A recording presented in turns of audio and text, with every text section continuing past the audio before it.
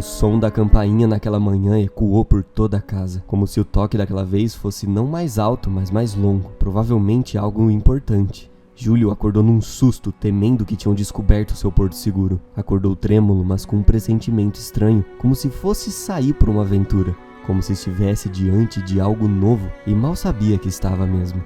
A manhã era ensolarada, mas ao mesmo tempo era fria. Seu pequeno apartamento, como de costume, permanecia com todas as cortinas fechadas. Vestiu seu roupão por cima do seu pijama leve. Posicionou e ajeitou os seus óculos no rosto. Uma rápida olhada no espelho revelou sua velha aparência, apesar de estar no auge dos 36. Seus cabelos brancos se misturavam com os escuros e a barba por fazer. Desviou sua atenção e abriu a porta do quarto. Uma corrente de ar frio invadiu o cômodo. Não demorou para que ele percebesse que acima do assoalho escuro havia uma fraca névoa. Névoa essa que percorria por todo o apartamento, como se o direcionasse até a porta de entrada, como se ofuscasse os pensamentos propositalmente, guiando sua atenção até um simples e único objetivo. Com passos receosos e sutis, ele avançou pelo corredor até conseguir espiar pelo olho mágico. Não havia ninguém, apenas as escadarias ao fundo. Onde morava, cada lance de escada levava a um apartamento. Aquele era o seu andar. Ali era o seu porto seguro e alguém o havia descoberto. Alguém havia aberto as cortinas, mesmo que todas elas ainda tampavam a luz do sol. Aquele lugar já não era mais seguro. Abriu a porta. O movimento dissipou uma parte da névoa, que rapidamente se fortificou de novo, e guiou seu olhar até uma pequena caixa de papelão no chão, de onde aquela neblina se originava. Olhou ao redor, conferiu os cantos. Ninguém. Além de vazio, tudo estava silencioso. Tomou coragem e pegou a sua encomenda. A névoa havia parado de sair dali assim que pegou em suas mãos. Virou a caixa o suficiente para ler o selo Locadora Mancini no lado oposto. Sabia sobre a famosa locadora em São Cortês, o que lhe deu uma certa ideia do que teria dentro. Apesar de toda estranheza, parecia uma caixa comum, porém quando a levou para a mesa da cozinha e analisou melhor, viu que algumas manchas vermelhas a rodeavam. Viu também que alguns símbolos estranhos estavam marcados no papelão de maneira bem opaca. Respirou fundo e abriu a caixa. Dentro, viu que organizadas aparentemente em sequência, da esquerda para a direita, haviam 5 fitas VHS, acomodadas em papéis amassados. Cada uma possuía um nome peculiar, mas o que mais chamou propositalmente sua atenção foi o bilhete deixado logo acima das fitas. Iniciato. O mundo é um lugar grande e misterioso, e por aqui há muito mais do que podemos ver ou compreender. Se nos apegarmos demais à lógica e à razão, acabamos perdendo de vista a natural beleza e o factual mistério da vida. Com isso em mente, eu espero que você encontre o que procura. Se está se perguntando sobre a minha identidade ou localização, saiba que na hora certa nos encontraremos. De um futuro amigo, Alve. Nos próximos 20 minutos que se seguiram, Júlio já havia preparado o reprodutor e trancado muito bem a porta da frente. Espalhou as fitas na mesa da sala. Essa primeira parte foi até que rápida. O que dificultava as coisas mesmo era o quão apreensivo ele estava. Respirava fundo várias vezes, enquanto lia e relia o nome Daminatio, escrito no que pelo visto era a primeira fita daquela sequência. Sabia que não tinha escolha, não naquele momento. Sua escolha já havia sido feita há tempos atrás, quando decidiu se aventurar por lugares que não entende. Com respingos de um suor frio que escorria pelo seu rosto, ele colocou a primeira fita no reprodutor.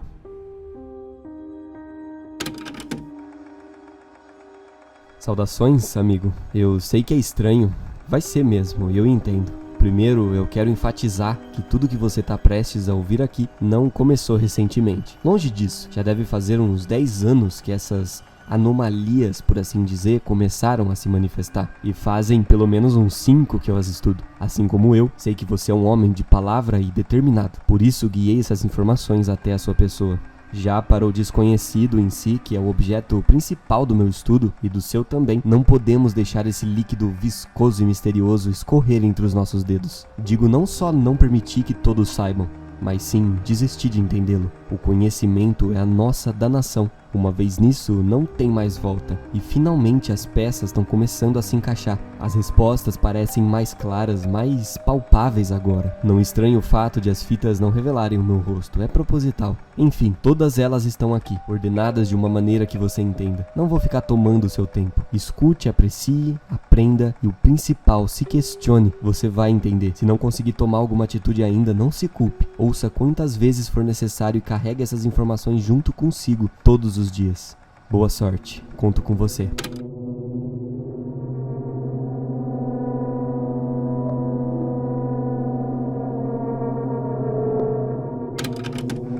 Eu não sei exatamente como eu devo explicar isso, se eu tenho que fazer de alguma forma específica. De qualquer modo, eu vou expor os fatos de acordo com a minha visão, que a luz da aurora me proteja.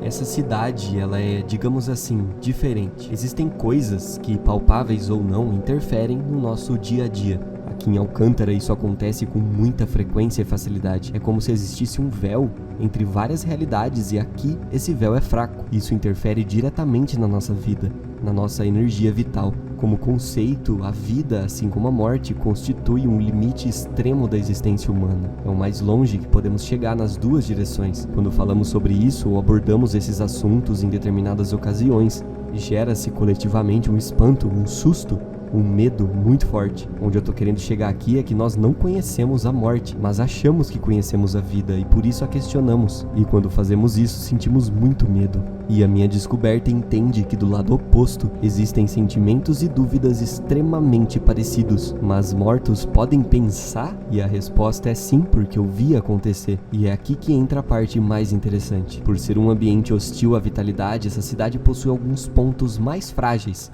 que trepidam no tempo. Eu costumo chamá-los de brecha porque através de um você consegue, pelo menos por um curto período de tempo, cortar esse véu e atravessar para o outro lado. Agora, guarde isso com a sua alma. Anote em algum lugar se preferir. O único que eu encontrei até agora fica na rua William Leste, no lote 42, em frente ao cemitério da igreja cristã. Aliás, cemitérios e áreas com o mesmo princípio costumam trepidar muito. É preciso ter cuidado. Quando cataloguei essa brecha, estava de noite, com muito frio e chuva. Eu estava prestes a voltar pro hotel quando eu senti formigar toda a parte direita do meu corpo, enquanto eu passava na frente desse lote. As casas por ali naturalmente são mais precárias, mas aquela era deplorável. Estava completamente abandonada. Uma parte no alto havia sido queimada. Quando subi a varanda, percebi que a porta estava aberta. Então eu entrei. Não lembro se eu a fechei atrás de mim, mas lembro que assim que eu pisei na escuridão do interior da casa e senti aquele cheiro de mofo e madeira podre, tudo se tornou ainda mais escuro. O ambiente era mais opressivo, como se eu sentisse uma pressão constante contra mim, como se o anfitrião não quisesse que eu estivesse ali, me empurrando para fora a qualquer custo. Mas nós temos o benefício do livre-arbítrio, então pode-se dizer que eu escolhi ficar mais um pouco. Quando olhei para as minhas mãos, eu enxerguei como elas eram, porque era o que meu cérebro já conhecia, mas eu sentia que tudo estava diferente. Eu não sei explicar isso, você teria que ver por conta, porque o mais bizarro aconteceu quando eu decidi sair da casa. Do lado de fora eu sentia que tudo era completamente vazio,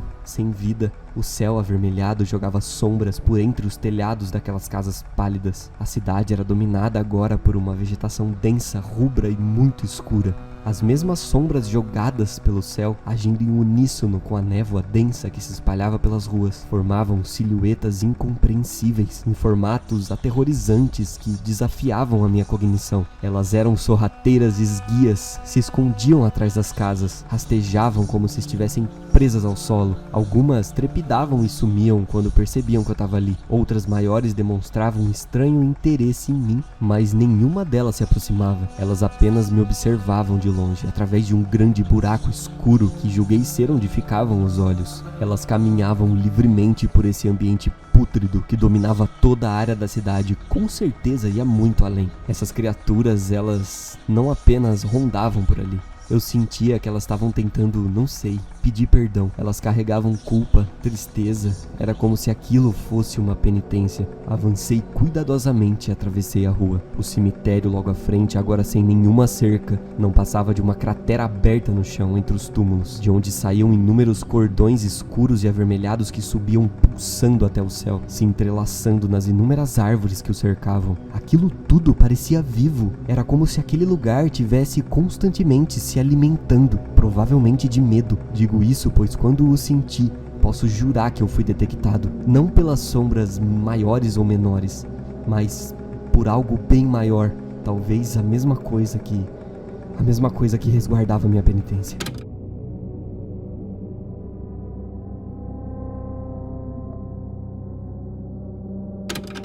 Pois não existe nada escondido que não venha a ser revelado. ou oculto que não venha a ser conhecido. Dedico especialmente esse nome a essa fita porque de todas as revelações que já me ocorreram, essa com certeza foi a que mais me assombrou. Mas em contraponto, me gerou muitos questionamentos, que significam a longo prazo respostas. Eu estava na biblioteca da universidade. Era uma noite bem chuvosa, o que garantia que não teria muita gente. Depois do que passei, sabia que com certeza demoraria para ir embora de Alcântara. Então eu investi a maior parte do meu tempo lá na biblioteca. Meu anseio por respostas começou a tomar uma proporção imensa. Embora eu tenha vindo para cá justamente para isso, as coisas começaram a seguir por outro rumo. Minha primeira descoberta revelou a data da fundação da cidade, 1612, com a construção de um castelo cujo nome se perdeu no tempo. Foi também aqui que eu encontrei pela primeira vez um registro da criação do que até hoje se intitula por Estado-Maior, totalitário como ele é. Foi fundado em 1625, intitulado apenas de Estado. Desse ponto nasceu o que hoje é a universidade, como a primeira construção em nome do imperador, que julgava ser o início da Era do Conhecimento. Creio que esse seja o motivo de sua enorme estátua no hall de entrada, Imperador Vítoris Burgóis. Nessa mesma época, aparentemente nasceu uma cultura por aqui. Não havia nenhum cemitério. As pessoas enterravam seus entes queridos dentro do lote onde moravam. Alcântara é praticamente um cemitério. Não creio que isso explica toda a alta quantidade de brechas aqui, mas com certeza pode ser um dos motivos. Ao que tudo indica também, nos primeiros 10 anos, o reinado desse Vítoris foi extremamente promissor para a cidade. Depois disso, receio dizer que ela caiu em um ciclo de danação, arrependimento e morte. Todos sabemos sobre as mais de 300 bruxas queimadas na Praça do Sacramento em 1860 por causa daquele memorial que tem lá.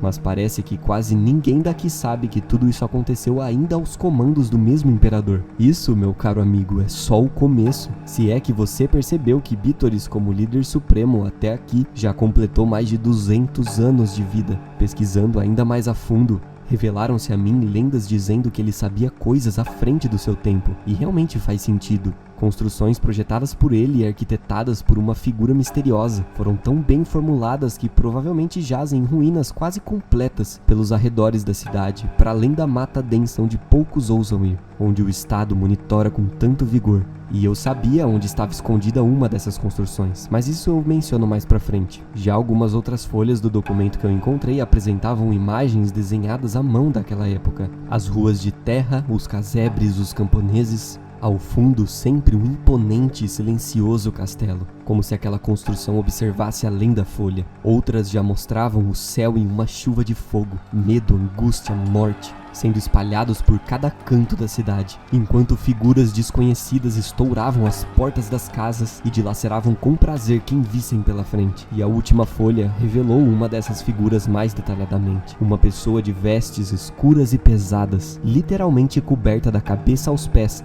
por um manto negro. No rosto, uma máscara de ferro com símbolos alquímicos entalhados, uma adaga ornamentada junto ao peito. Abaixo, um escrito em latim, Corona Umbratio, algo como sombra da coroa. E, por fim, todas essas folhas se tornam ainda mais estranhas, por terem sido retiradas provavelmente de um livro enorme, de alguém que buscava os mesmos mistérios que nós.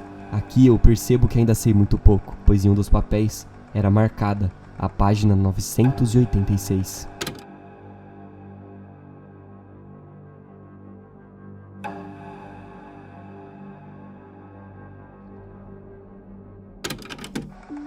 Oeste de Alcântara, para além das colinas de São Cristóvão, próximo à maior área de descarte da Duvey. Para desviar das objeções do Estado, eu fui a pé. Aconselho que você faça o mesmo, caso tenha curiosidade. Mas tome cuidado, Júlio, por favor, e guarde essa localização em algum lugar. Eu sei que você tem muitas dúvidas, principalmente sobre mim. Na verdade, eu não paro em um único lugar. De onde venho, digo de onde saí pela primeira vez. Éramos chamados de errantes. Havia eu e mais 15 em Alcalina. Eu sei, é muito longe daqui, literalmente do outro lado do país. Mas traçamos rotas por todo o território e aos poucos chegamos cada vez mais longe. Sobre os outros 15, eu não sei o que aconteceu com eles no caminho. Provavelmente foram pegos pelas mãos do Estado. Tínhamos uma tábula de juramentos em que em grupo aceitávamos o nosso destino. Lutar pela verdade e coisas do tipo, a qualquer custo. Por isso pretendo continuar até onde posso, então eu acabo me locomovendo a pé e evitando as rodovias principais. Às vezes parecem estar vazias, mas eles estão por todo lado. Os olhos deles recaem sobre a gente quando estamos fora de casa. Eles monitoram tudo, Júlio, ou quase tudo, afinal eu ainda tô aqui. É o que você precisa saber sobre mim por agora. Vamos voltar ao foco. Quero deixar registrado aqui um detalhe importante que percebi. As brechas possuem mais facilidade de se manifestar durante a noite, especificamente às 3 da manhã. Existem algumas crenças que dizem ser a hora morta ou o momento em que as manifestações espirituais recaem sobre a Terra. Talvez tenha ligação, não posso afirmar com certeza. Por isso, foi mais ou menos nesse horário que eu saí em busca da construção que julguei ser de autoria de Bitores, nessa localização que mencionei no início da gravação. Carregava comigo um facão, que usava para defesa caso acontecesse, mas na maior parte do tempo eu uso para abrir caminho pelo mato. E claro, um lampião não poderia faltar. Me aproximei do local por volta das 3h15 e percebi outro fenômeno. O relógio que eu levei começou a perder a orientação, girando loucamente em sentido anti-horário. Relacionei isso com o que havia presenciado antes e cheguei à conclusão de que alguns relógios de bolso apresentam esse tipo de interferência quando próximos a uma brecha. Guarde isso também, é um bom método de encontrá-las. E assim que eu cortei mais alguns metros das folhas que cobriam meu caminho, eu encontrei exatamente o que procurava. Imponente como imaginei que fosse. Amedrontador, arrepiante. Composto por uma cerca grossa de ferro adornada por paredes maciças de puro concreto. Em minha frente estava o sanatório Sefirot, seus portões abertos esperando a minha chegada. Eu parecia estar sendo encarado por aquele grande arco ornamentado que formava a entrada. Tudo tinha um aspecto velho, mas que se recusava a morrer. Não sei explicar a sensação, mas eu cruzei aqueles portões na primeira oportunidade. Desse ponto em diante me lembro muito pouco. Assim que cruzei pelo que um dia foi a recepção, foi como se minha consciência tivesse deixado meu corpo. Em flashes distintos de memória revelavam-se a mim imagens de pessoas inteiramente amarradas na maca, gritos, euforia, horror, cheiro de morte, de veneno, de peste, berros lunáticos causados por torturas indescritíveis que aconteciam nos andares abaixo da terra. A sensação de que a minha vitalidade era sugada, mas meu corpo ainda resistia, enquanto eu observava vultos negros se locomovendo entre as salas. Os mesmos vultos se transmutavam no que pareciam ser macas se arrastando pelo corredor, pequenos carrinhos de metal com seringas, soros e bebidas de coloração esverdeada. Mas o que mais ainda é vívido na minha memória é justamente o que mais tenho dificuldade de mencionar. Foi o motivo de eu ter deixado aquele lugar, consumido pela insanidade, gargalhando, tropeçando na mata, enquanto lágrimas escorriam pelos meus olhos arregalados. Aquele lugar tinha uma hierarquia de andares e intensidade de tratamentos, entre muitas aspas. Eu tava no mais fundo deles, quando vi. Assim que eu empurrei uma porta extremamente pesada de ferro que estava entreaberta, materializou-se no centro daquela sala 5 figuras, com mais detalhes. O que possibilitou que eu as identificasse. Eram exatamente iguais às que vi desenhadas na folha da biblioteca. Elas rodeavam um paciente sentado em uma cadeira reclinada. Ele possuía apenas metade da cabeça, como se ela tivesse sido cortada subitamente. Ele gritava tão alto, mas tão alto. A boca era a única coisa que tinha sobrado. Era o único instrumento que ele tinha. Enquanto aquelas figuras mexiam com pequenas pinças e agulhas no seu cérebro aberto ao meio, derramando nele o mesmo líquido viscoso esverdeado. E foi nesse momento, Júlio, que eu cometi um grave erro. Eu me deixei levar pelo medo. E fui detectado ali. Um deles, que parecia ser o líder daquela bizarrice, me encarou. Em seguida, todos os outros se viraram para mim, prontos para tomar uma atitude. Eles me viram, Júlio. Foi nessa hora que eu corri para fora, trombando com as macas, sendo pressionado por aqueles gritos insuportáveis. Assim que cruzei o portão, o local subitamente se apagou, voltando ao que era. Mas minha mente continuou lá por vários minutos que se seguiram. Me desculpe, é difícil. Eu nunca lidei com isso antes. É um fardo muito pesado para eu carregar sozinho. Por isso eu peço a sua ajuda, amigo. Por isso eu contato você. Por isso que digo que a nossa condenação é o conhecimento. Você, assim como eu, faz parte dessa cascata agora.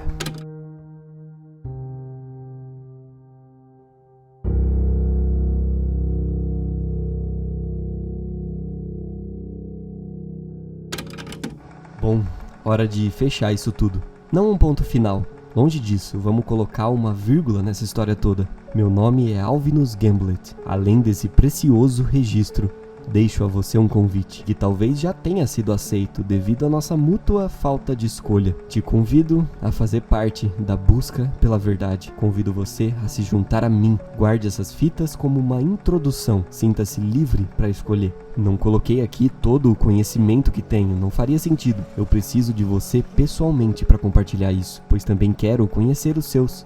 Precisamos trabalhar juntos, Júlio. Eu sei que durante muito tempo nossas pesquisas e descobertas não demonstraram nenhum tipo de reação ou aversão aos fatos reais. Mas essa é a primeira vez que isso está acontecendo. Eu estou vendo e tenho certeza que você também está. Temos que agir, não porque queremos, mas porque precisamos. Quero lhe deixar um prazo de 3 dias. Passando esse tempo, exatamente no dia 28, na quarta-feira, me encontre no Hotel Martin. Diga que é uma visita ao quarto 101. Preciso que apareça meia-noite em ponto. Não atrase. Contamos com você.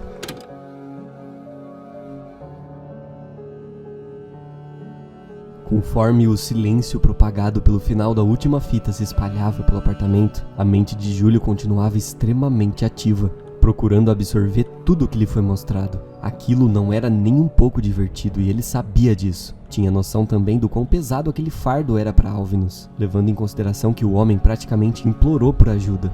Apesar de sempre estar fazendo descobertas escondido, Júlio entendia que um dia chegaria a hora de trabalhar em algo maior. E estava ali diante dele, dentro daquela caixa, o convite para uma nova jornada. Só que dessa vez era diferente. Dessa vez não havia escolha. Removeu a fita do reprodutor e aguardou junto com as outras. Cuidadosamente levou a caixa até o compartimento escondido atrás do seu guarda-roupa e a acomodou lá com muito cuidado. Durante os 3 dias que se passaram, Júlio não ouviu as fitas, nem foi atrás de nada. Entendia que não precisava, que a curiosidade como motivo único é perigosa. Na maior parte do tempo, continuou seu trabalho como recepcionista da universidade, dando uma pequena escapada para a biblioteca em certos horários para verificar se encontrava alguma coisa estranha. Alvinus provavelmente entrava e saía dali como bem desejava, apresentando seu outro nome e documento. Era estranha a sensação de saber que o seu amigo ainda desconhecido sabia quem ele era, mas o oposto não acontecia. Pareceu uma eternidade, mas a hora finalmente chegou. Era quarta-feira,